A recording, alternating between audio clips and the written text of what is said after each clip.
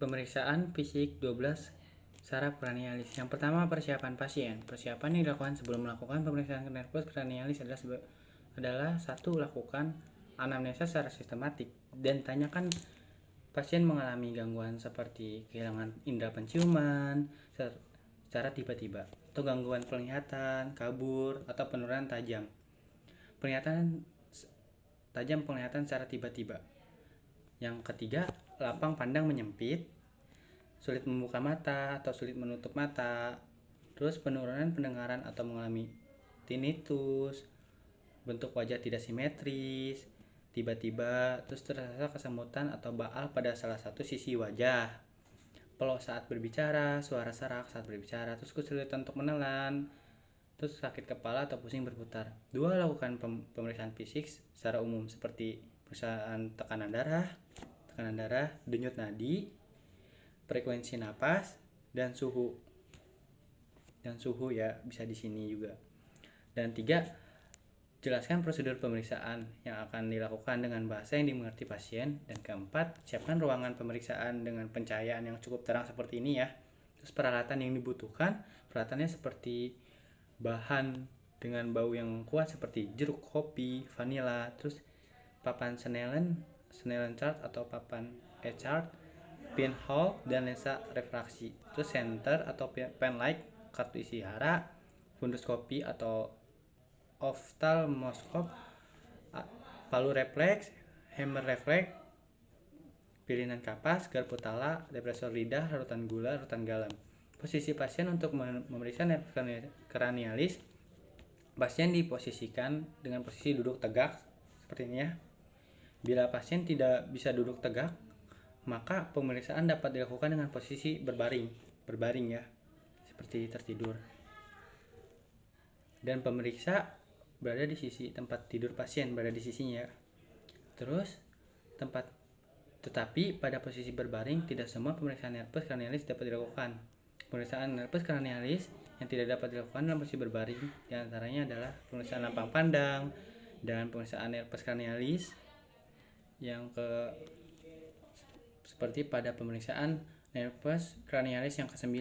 Terus prosedurnya ya, pemeriksaan nervus kranialis pada pasien melibatkan berbagai macam pemeriksaan. Yang pertama ada pemeriksaan nervus kranialis. Yang pertama ya, ada olfaktori. Nervus olfaktori terdiri dari kumpulan serabut saraf sensorik yang menghantarkan rangsangan dari membran mukosa hidung ke otak untuk fungsi penghidup atau pembau. Gangguan pada nervus olfaktori dapat menyebabkan anosmia unilateral, sedangkan anosmia bilateral bisa disebabkan oleh sebab lain seperti hidung tersumbat, flu, cedera kepala, menyebabkan fraktur pada fossa kranialis atau disebabkan oleh meningioma yang luas. Prosedur pemeriksaan. Yang pertama, tanyakan pada pasien, apakah pasien memiliki perubahan dalam menghirup atau membau sesuatu. Yang kedua, tutup mata pasien. Minta pasien untuk menutup salah satu lubang hidung dan dekatkan bahan dengan bau yang menyengat seperti kopi, jeruk, atau vanila. Yang ketiga, minta pasien untuk mengidentifikasi bau. Lakukan tes tersebut bergantian dengan menutup lubang hidung sebelahnya seperti ini ya. Dan terus catat hasil pemeriksaannya. Terus pemeriksaan nervus kranialis yang kedua, optikus. Nervus optikus terdiri dari serabut saraf sensorik yang menghantarkan rangsangan dari retina ke otak untuk fungsi penglihatan. Nervus optikus berperan dalam proses penglihatan visual, termasuk ketajaman penglihatan, lapang pandang, penglihatan warna, cahaya, dan refleks akomodasi. Prosedur pemeriksaannya seperti yang pertama, ketajaman penglihatan ya. Dapat diperiksa dengan menggunakan bagan Snellen chart yang ditempatkan dengan jarak 6 meter ya. Pastikan pencahayaan ruangan pemeriksaan cukup baik seperti ini yang terang. Terus tanyakan bagian mana matanya yang lebih kabur, dan pemeriksaan dimulai dengan menggunakan mata yang sehat dengan penutup mata seperti okluder, kartu atau tisu. Hindari menekan mata karena dapat menyebabkan distorsi saat mata yang ditutup diperiksa ya. Terus minta pasien untuk membaca huruf dari yang paling atas ya, nyampe dari arah kiri ke kanan. Bila pasien tidak bisa membaca, pemeriksaan ketajaman penglihatan dapat menggunakan papan E-chart, yang mana pasien hanya menunjukkan ke arah mana kaki huruf menghadap.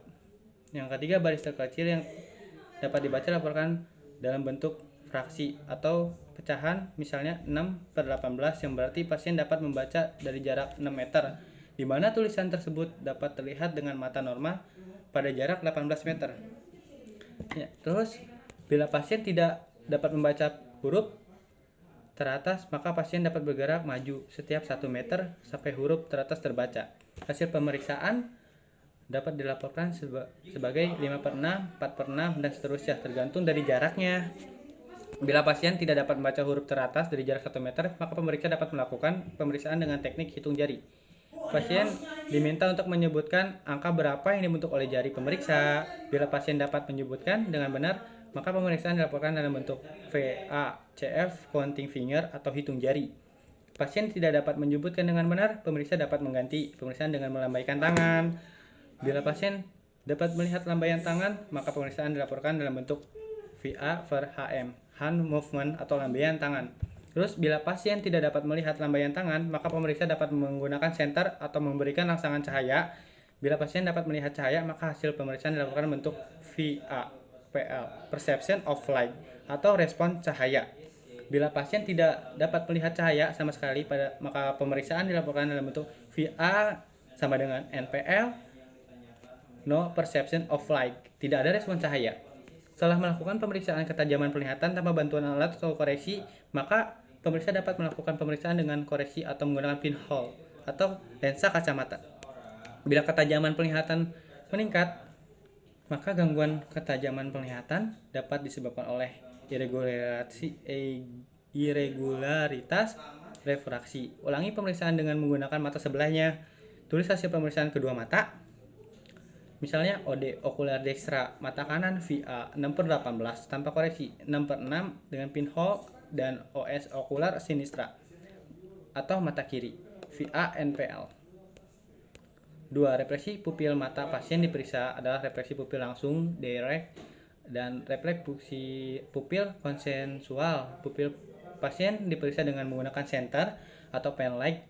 Pupil yang normal akan mengecil, ya kalau disinari gini dia akan mengecil. Refleks konsensual diperiksa dengan menyinari salah satu mata dan menghalangi mata sebelahnya. Dengan meletakkan tangan pemeriksa di hidung pasien.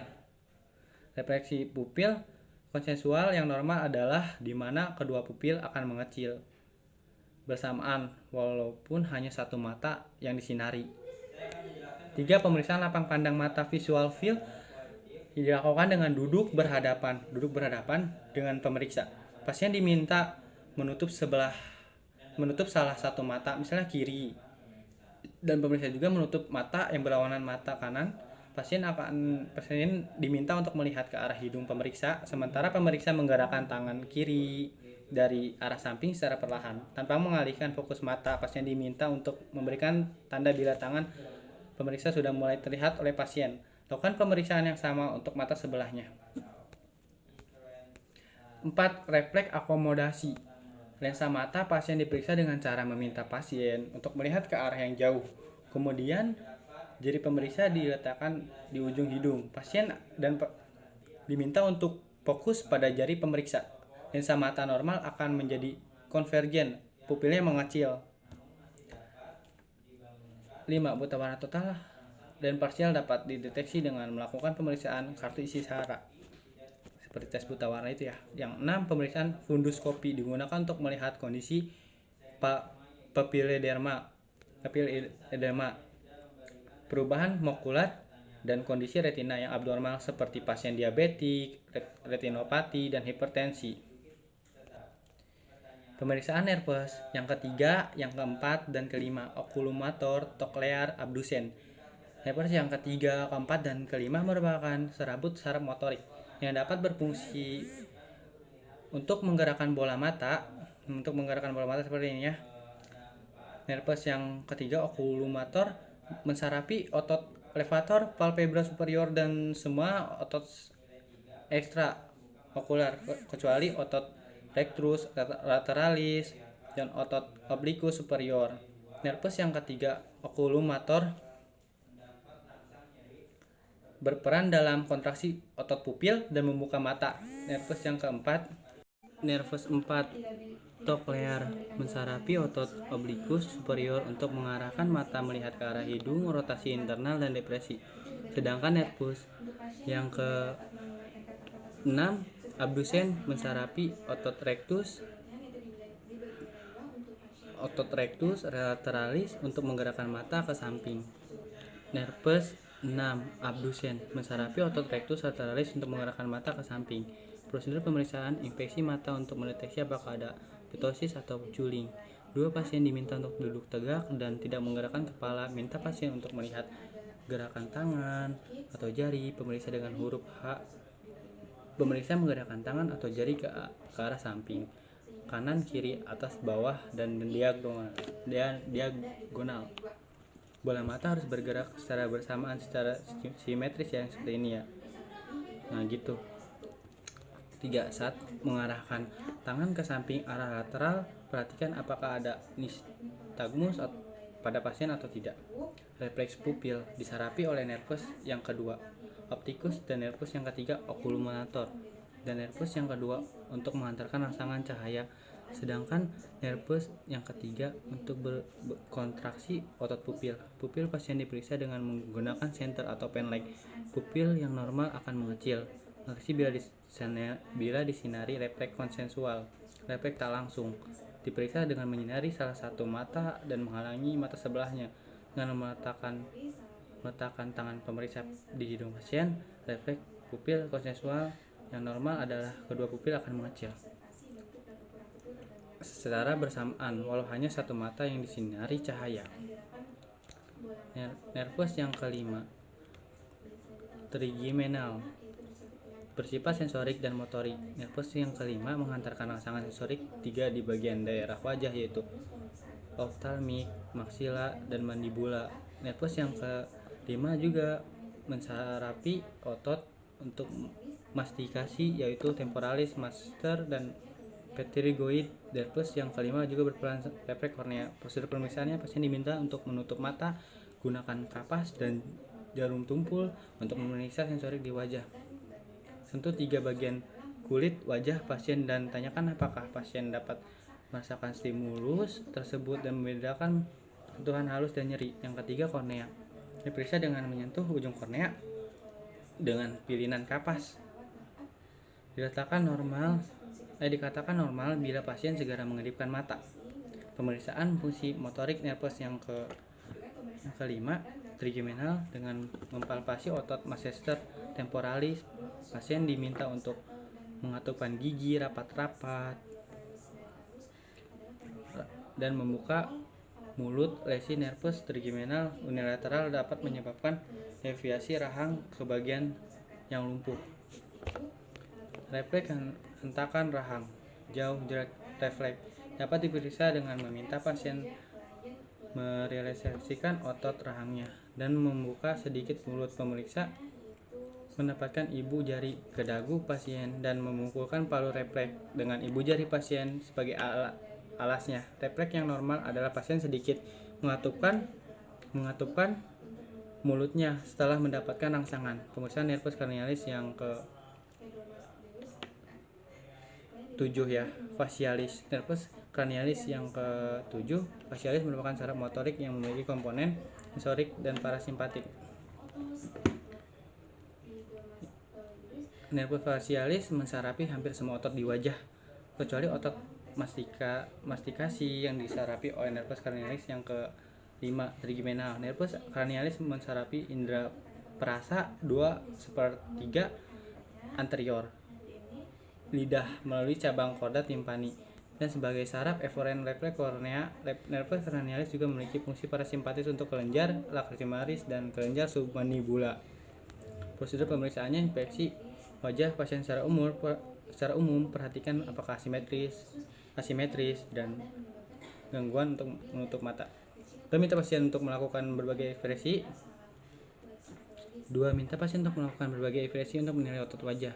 Minta pasien untuk menaikkan alis seperti ini ya, otot frontalis, menutup mata dengan kuat, orbicularis oculi, bersiul atau menghubungkan pipi, otot buccinator, dan tersenyum sambil memperhatikan gigi seperti ini ya.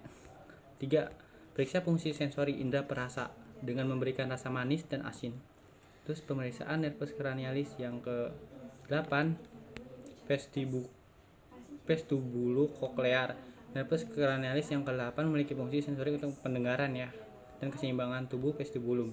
Prosedur pemeriksaan, pasien dapat dibisikkan suara dengan kedap suara. Bila pendengaran pasien normal, maka pasien dapat mengulang kata yang diucapkan oleh pemeriksa. 2. Tes REN. Tes untuk membandingkan kemampuan konduksi suara di udara dan di tulang. Garputala ukuran 520 Hz dibunyikan. Letakkan gagang garputala di tulang mastoid dan minta pasien memberikan tanda bila pasien sudah tidak mendengar suara. Pindahkan garputala di depan meatus eksterna. Akustikus. Tanyakan pada pasien apakah pasien mendengar suara garputala. Bila suara masih terdengar di depan meatus akustikus eksterna, berarti hantaran konduksi suara melebihi udara lebih baik dibandingkan dengan penghantaran suara lewat tulang. Hal ini dinamakan tes REN positif. Pada tuli konduktif, pasien tidak dapat mendengar suara garputala setelah dipindahkan ke depan meatus akustikus eksterna. 3. Tes Weber. Untuk mengetahui apakah ada lateralis dalam pendengaran, garputala 520 Hz dibunyikan dengan diletakkan di puncak kepala vertex dan tanyakan pada pasien apakah ada bagian telinga yang lebih kuat mendengar bunyi pada tuli sensori neural, maka suara yang lebih terdengar keras pada bagian yang sehat, sedangkan pada tuli konduksi maka pasien akan mendengar suara yang lebih keras di telinga yang sakit. Pemeriksa vestibular dapat dilakukan dengan melakukan manuver Halpike manuver untuk melihat apakah ada nystagmus atau tidak. Pemeriksaan nervus cranialis yang ke-9, glossopharyngeal. Nervus cranialis yang ke-9 merupakan saraf motorik, sensorik, dan parasimpatis. Nervus glossopharyngeal menghantarkan rangsangan sensorik di bagian 1/3 posterior lidah. Untuk indera perasa, nervus glossopharyngeal mensarapi otot stylopharyngeus dan memiliki inervasi parasimpatik untuk kelenjar parotis. Prosedur pemeriksaan pemeriksaan klinis untuk nervus glossopharyngeal dengan pemeriksaan nervus vagus. Pemeriksaan yang bisa dilakukan adalah pemeriksaan refleks muntah. Pemeriksaan ini tidak rutin dilakukan karena tidak nyaman bagi pasien. Sebelum melakukan pemeriksaan, pemeriksa harus menjelaskan prosedur pemeriksaan. Bagian linifaring posterior disentuh dengan menggunakan depresor lidah. Normalnya pasien akan mengeluarkan refleks muntah. Pemeriksaan nervus cranialis yang ke-10, vagus ya. Dan vagus merupakan nervus cranialis yang terpanjang dan memiliki distribusi inervasi yang luas. Nervus vagus menginervasi hampir semua otot di faring, kecuali otot staphylococcus yang disarapi nervus glossopharyngeal. Prosedur pemeriksaan, tanyakan apakah pasien memiliki kesulitan untuk menelan. Pemeriksa dapat memperhatikan apakah pasien memiliki suara serak atau sengau. 3. Pasien diminta untuk membuka mulut lebar, mengatakan "ah" biar terjadi kelumpuhan palsi, maka uvula akan berdeviasi ke arah yang sakit. Pemeriksaan nervus yang ke-11 ya. Nervus cranialis yang ke-11 aksesoris mensarafi sebagian atas dari otot trapezius dan otot sternocleidomastoideus. Pemeriksaan 1. Prosedur pemeriksaan, minta pasien duduk dengan tegak dan melakukan inspeksi pada bahu ya. Lakukan palpasi pada bahu pasien untuk mengetahui apakah ada trofi atau tidak. Mintalah pasien untuk menolehkan kepala dengan melawan tahanan pemeriksa sambil pemeriksa melakukan palpasi pada otot sternocleidomastoideus. Misalnya memeriksa otot sternocleidomastoideus kiri, maka pasien diminta untuk menoleh ke kanan dengan tangan pemeriksa di dagu bagian kanan untuk memberikan tahanan. Pemeriksaan nervus cranialis yang ke-12, hipoglossus. Hipoglossus mensarapi semua otot lidah kecuali palatoglossus yang disarapi oleh nervus vagus. Prosedur pemeriksaan yang pertama, pasien diminta untuk membuka mulut dan menjulurkan lidah. Perhatikan apakah ada deviasi dan fasikulasi. 2. Minta pasien untuk menggerakkan lidah. Follow up, pemeriksa harus mencatat semua pemeriksaan direkam medik. Follow up yang dilakukan tergantung dari hasil pemeriksaan yang didapat. Pemeriksa dapat melanjutkan pemeriksaan dengan melakukan serangkaian pemeriksaan tambahan seperti pemeriksaan darah lengkap, EKG, fototoraks, CT scan, atau MRI. Sekian dari saya. Assalamualaikum warahmatullahi wabarakatuh. Pemeriksaan refleks patologis ya. Patologis persiapan pasien sebelum melakukan pemeriksaan refleks fisiologis.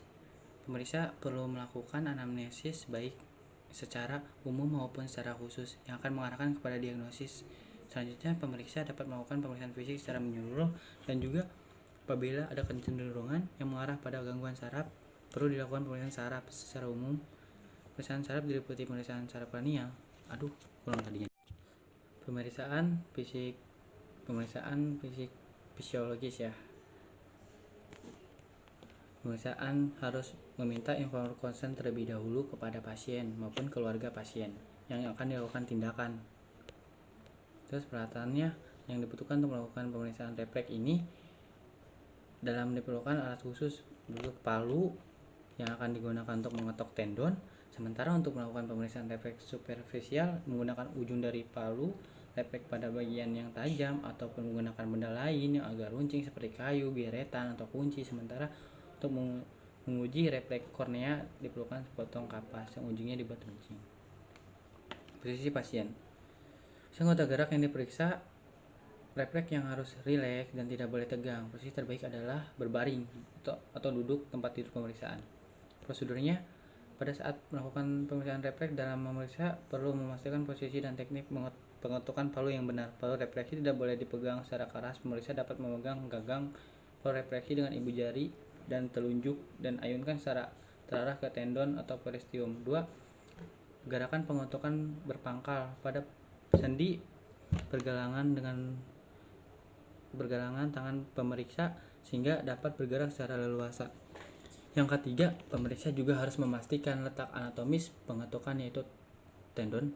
Yang keempat, pengetukan dilakukan secara tak langsung yaitu pengetukan dilakukan di atas tendon pasien pada jari pemeriksa. Yang kelima, metode perkusi indirect ini dilakukan apabila tendon yang bersangkutan tidak berlandasan pada bangunan yang cukup keras sehingga menyebabkan respon refleks menjadi lemah atau kurang nyata. Metode tersebut dapat dilakukan untuk memakaikan refleks tendon biceps brachialis dan biceps femoris. Pemeriksaan refleks dalam. Refleks glabella. Pemeriksaan ini dilakukan dengan memberikan pukulan singkat pada glabella atau sekitar daerah supraorbitalis yang akan mengakibatkan kontraksi singkat kedua orbicularis oculi. Pusat refleks ini terletak di pons. Refleks rahang bawah jauh refleks. Pemeriksaan dapat mengarahkan pasien untuk membuka mata sedikit. Posisikan jari telunjuk pemeriksa melintang di dagu, lalu ketuk dengan palu refleks pada jari telunjuk pemeriksa yang akan memberikan respon berupa kontraksi M. Manchester sehingga mulut merapat. Pusat refleksi ini terletak di pons. Refleks tendon biceps brachialis. Posisi lengan pasien pada posisi semi fleksi sambil menempatkan ibu jari pemeriksa di atas tendon otot biceps, lalu ketukan palu refleks pada ibu jari pemeriksa yang akan memberikan respon berupa fleksi dengan siku. Pusat refleks ini terletak pada C5, 6 yang dipersarapi oleh N musculocutaneus. Refleks triceps. Posisikan lengan bawah pada sendi siku pada posisi semi fleksi dan sedikit pronasi. Pemeriksa dapat mengetuk pada tendon insertio M triceps yang berada sedikit di atas olecranon yang akan memberikan respon berupa gerakan ekstensi lengan di bawah sendi siku. Refleks brachioradialis. Posisikan lengan pada pasien fleksi serta sedikit dipronasikan, lalu pemeriksa mengetuk pada tendon brachioradialis yang berada di dasar dari processus styloideus radii. Hal ini akan memberikan respon berupa lengan bawah fleksi dan supinasi. Pusat refleks ini terletak pada C5 sampai 6, C6 dengan lengkung refleks ini melalui N radialis. Terus refleks ulna. Posisikan tangan di bawah pasien semi fleksi dan semi pronasi, lalu ketukan palu refleksi refleks pada peristium processus styloideus. Hal ini akan memberikan respon berupa pronasi tangan karena adanya kontraksi M pronator quadratus. Pusat refleks ini terletak pada C8 T1. Terus refleks patella. Pemeriksaan ini disebut Knie Peace Reflex KPR yang berasal dari bahasa Belanda yang artinya refleks tendon lutut. Pada pemeriksaan refleks ini posisi pasien dapat dilakukan dengan 3 cara. Pasien duduk, kaki gantung, yang duduk dengan kaki menapak pada lantai dan posisi berbaring terlentang. Pemeriksa dapat melakukan stimulasi dengan mengetuk pada tendon M quadriceps femoris. Hal ini akan memberikan respon berupa kontraksi M quadriceps femoris dan menyebabkan ekstensi tungkai di bawah. Pusat refleks ini terletak pada L2, L3, L4 dengan lengkung refleks ini melalui N femoris. Refleks tendon Achilles. Pemeriksa dapat stimulus dengan mengetuk pada tendon Achilles yang akan mengakibatkan berkontraksi M triceps surae dan memberikan gerak pelantar fleksi pada kaki. Pusat refleks ini terletak pada S1 sampai 2 dengan lengkung refleks ini melalui N tibialis.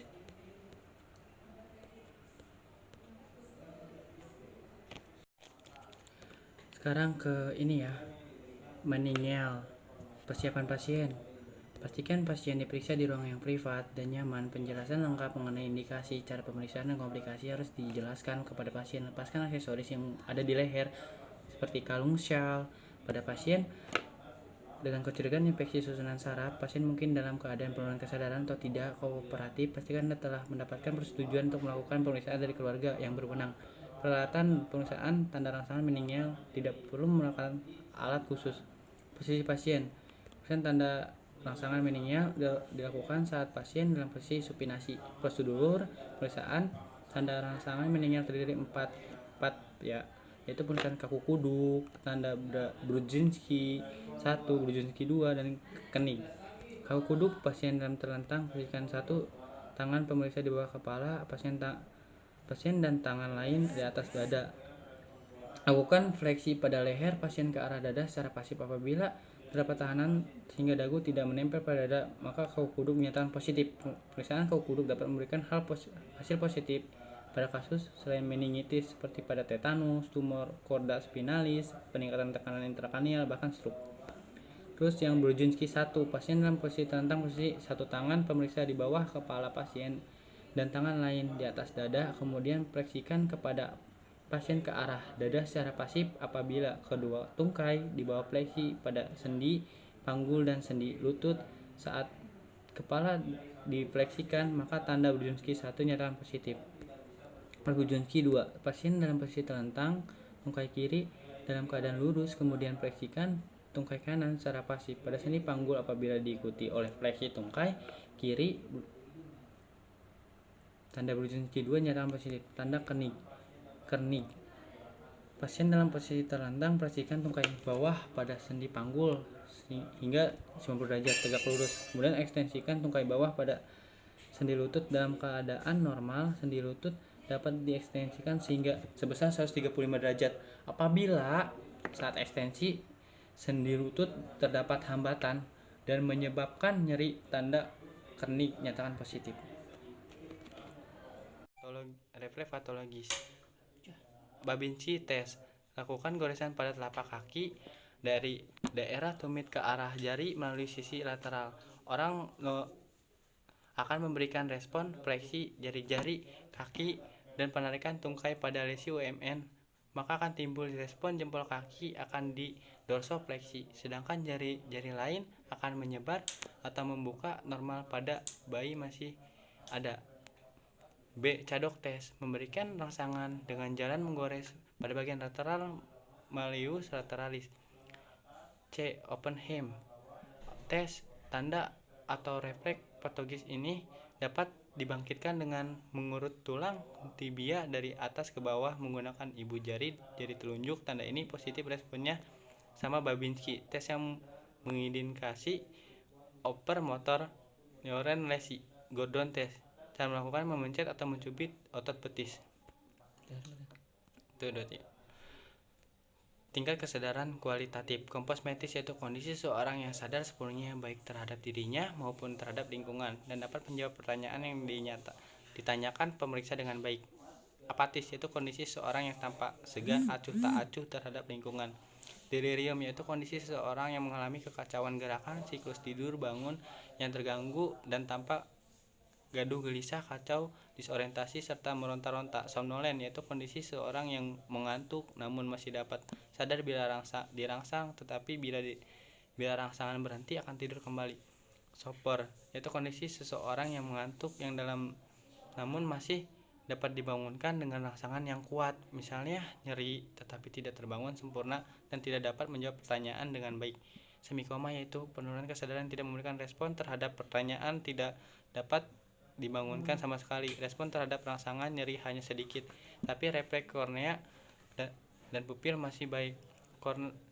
Koma yaitu penurunan kesadaran yang sangat dalam, memberikan respon terhadap pertanyaan, tidak ada gerakan dan tidak ada respon terhadap rangsangan nyeri. Tingkat kesadaran kuantitatif respon mata. Nilai yang diberikan untuk melihat respon mata adalah sebagai berikut. Nilai 4, pasien membuka mata secara spontan setelah kedipan. Nilai 3, pasien dapat membuka mata setelah menerima rangsangan suara seperti teriakan atau panggilan. Nilai 2, pasien hanya bisa membuka mata setelah mendapat nyeri seperti cubitan. Nilai 1, pasien sama sekali tidak dapat membuka mata meski diberi rangsangan atau disuruhnya. 2, respon suara. Nilai yang diberikan respon suara nilai 5, pasien bisa berbicara dengan baik dan terarah. Yang keempat, pasien bingung dengan arah pembicaraannya tapi masih bisa menjawab pertanyaan. Yang ketiga, pasien tidak bisa memberikan jawaban yang sesuai, hanya bisa mengeluarkan kata-kata yang masih bisa dipahami, bukan berupa kalimat. Yang kedua, pasien tidak dapat mengeluarkan kata-kata secara jelas, hanya terdengar seperti rintihan atau gumpaman ya. Yang nilai 1, pasien benar-benar diam dan tidak bisa bersuara. Gerakan, yang sekarang ketiga gerakan ya.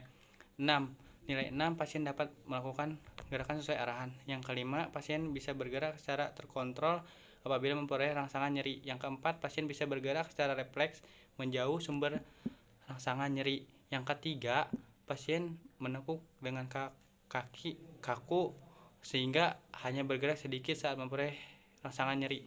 Yang kedua, nilainya ya, seluruh tubuh pasien kaku sehingga respon yang diberikan terhadap rangsangan nyeri hampir tidak ada. Yang ke-1, sama sekali tidak ada respon terhadap rangsangan nyeri.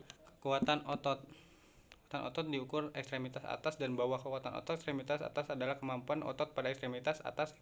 Ekstremitas atas dibagi atas daerah bahu, lengan atas, lengan bawah, dan tangan. Kekuatan otot ekstremitas bawah ialah kemampuan otot pada ekstremitas bawah untuk melakukan fungsinya, antara lain berpindah tempat, penopangan beban berat, dan menjadi tumpuan yang stabil sewaktu berdiri. Ekstremitas atas terdiri dari tungkai atas dan tungkai bawah.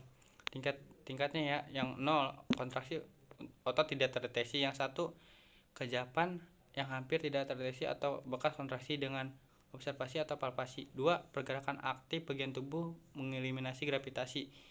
3 pergerakan aktif hanya melawan gravitasi dan tidak melawan tahanan. Yang keempat, pergerakan aktif melawan gravitasi dan sedikit tahanan. Yang kelima, pergerakan aktif melawan tahanan penuh tanpa adanya kekuatan otot. Sekian dari Kiko. Wassalamualaikum warahmatullahi wabarakatuh.